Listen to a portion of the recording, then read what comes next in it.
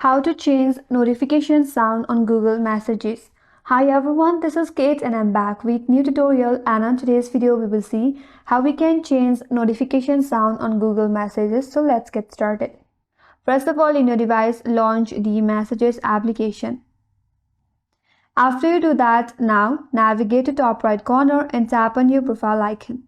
From here, tap on Messages Settings. Now you have to tap on Zen. Once you get into General Settings, now tap on Notification.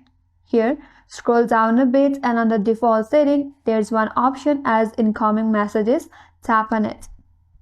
Again, scroll down and then again tap on Sound.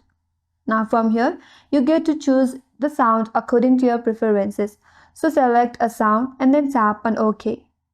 So with that, you can change notification sound on Google Messages. And that's all for today's video. Hope this video helped you. If you are new to our channel, do not forget to like and subscribe. Thanks for watching and stay tuned for more upcoming videos.